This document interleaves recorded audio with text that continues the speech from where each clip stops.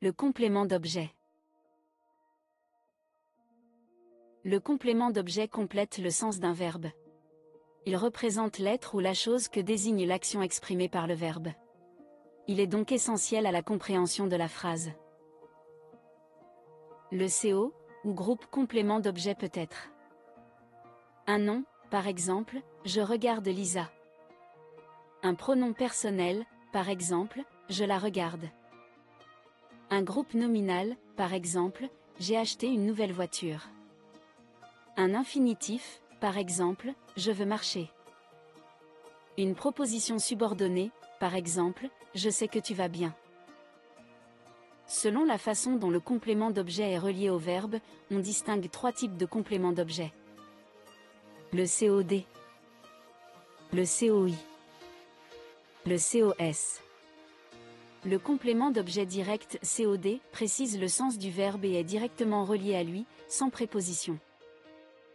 Pour savoir si un verbe a un complément d'objet direct, il suffit de poser la question qui, ou la question quoi.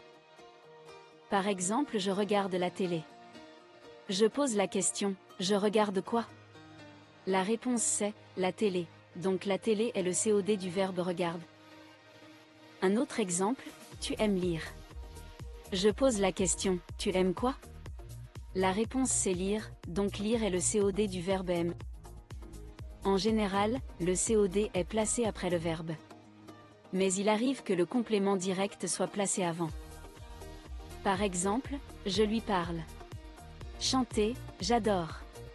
Quelle belle robe tu as. Quand le verbe est construit avec l'auxiliaire avoir, la place du COD détermine l'accord du participe passé. Si le COD est placé avant le verbe, le participe passé s'accorde en genre et en nombre. Par exemple, les tomates que j'ai achetées, le participe passé acheté doit s'accorder en genre et en nombre avec le COD les tomates qui est placé avant le verbe. Si le COD est placé après le verbe, le participe passé ne s'accorde pas. Par exemple, ma mère a acheté des tomates. Comme le COD des tomates est placé après le verbe, le participe passé acheté ne s'est pas accordé avec lui. Contrairement au COD, le COI complète indirectement le verbe, c'est-à-dire qu'il y a une préposition entre le verbe et le complément. Le plus souvent, à ou de. Pour trouver le COI d'un verbe, vous devez poser la question à qui? À quoi? De qui? De quoi? Selon la préposition avec laquelle se construit le verbe. Par exemple, j'ai téléphoné à ma mère. Je pose la question j'ai téléphoné à qui? La réponse c'est, à ma mère, donc à ma mère est le COI du verbe et téléphoner. Un autre exemple, j'ai besoin de vacances. Je pose la question j'ai besoin des quoi? La réponse c'est, de vacances, donc de vacances est le COI du verbe et besoin. Le complément d'objet second, COS, est un complément d'objet indirect, COI, qui s'ajoute à un autre COD ou COI. Le COS se trouve de la même façon qu'un COI. La seule différence est qu'il complète un verbe qui a déjà un complément d'objet. Par exemple, le professeur enseigne l'anglais aux élèves. Le professeur enseigne quoi? La réponse c'est l'anglais qui est un COD dans cette phrase. Le professeur enseigne l'anglais à qui? La réponse c'est, aux élèves qui est un COS. Un autre exemple, je parle de mes aventures à mes parents. Je parle de quoi? La réponse c'est de mes aventures qui est un COI dans cette phrase. Je parle de mes aventures à qui? La réponse c'est, à mes parents qui est un COS. Et maintenant, on va conclure notre leçon par un exercice d'application. Vous êtes prêts? Allons-y.